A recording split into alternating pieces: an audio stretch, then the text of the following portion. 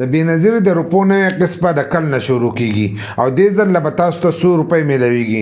دغه شانتې ځینې کسان وایي موږ ته به د ماشومانو روپۍ چې دي دا میلاویږي که نه میلاویږي. قسمه قسم تپوسونه چې دي ځینې کسان کوي. نو نننۍ ویډیو چې دا هغه زموږ د دې په باره کې ده د هغې لپاره چې دی ویډیو به پوره ګورئ. یو لایک شیر کمنټ چې دی ویډیو له به لازم ورکوئ. بل دا ویډیو معلوماتي او د غریبانو دپاره نو تاسو دا ویډیو راولئ دا مخکې شیر کړئ چې نورو کسان ته هم ورورسي. کم کسان چې دا تپوس کوي چې دې ځل له موږ ته 100 روپۍ میلاویږي ځکه هغو دا خبره اورېدلې چې دې ځل به تاسو ته 13,500 روپۍ چې دي دا میلاویږي. نو هغه بار بار دا تپوس کوي چې موږ ته به دې ځل 13,500 روپۍ چې دي دا میلاویږي که نه میلاویږي. نو دې ځل چې دی تاسو ته به 13,500 روپۍ میلاویږي. لکه د 10,500 روپۍ نه چې دی داسې واشوي دي 13,500 روپو ته چې دی دا راغلی دي. نو دې ځل به تاسو ته چې دی 13,500 روپۍ چې دي کوم کسانو ته چې د بېنظیر روپۍ میلاویږي نو د هغو لپاره دا د خوشحالۍ خبر ده چې دې ځل به تاسو ته 13,500 روپۍ چې دي دا میلاویږي.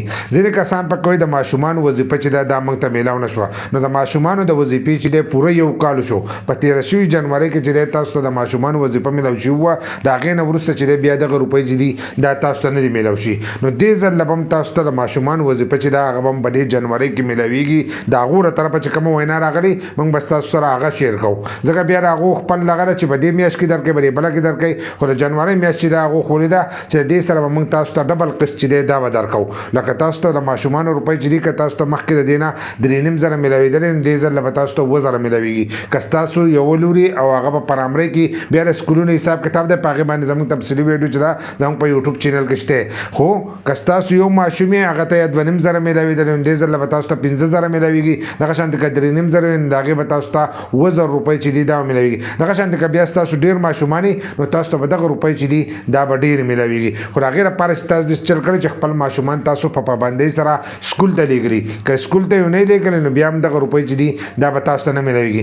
بل دا چې تاسو به دې پروګرام کې خپل ماشومان رجسټر کړي که رجسټر کړي نه نو بیا به هم ستاسو ماشومان ته چې دی دغه روپۍ به نه میلاویږي. رجسټریشن څنګه کېږي د دې په باره کې هم زموږ په یوټیوب چینل کې چې دا ویډیو شته مکمل معلومات چې دي زموږ په یوټیوب چینل کې د دې په باره کې پراته دي. نو د هغې لپاره به تاسو خپل ماشومان چې دی لاول به رجسټر کوئ بیا به په پابندۍ سره اسکول ته لیږئ. اوس چې کم رزلټ وشو کم د امتحانونه چې وشو او د هغې نه وروسته پاس کېده پیل کېده شو که ستاسو ماشومانو اسکول چینج کړی نو اوس چې دی هغه دوباره بیا رجسټر کوئ.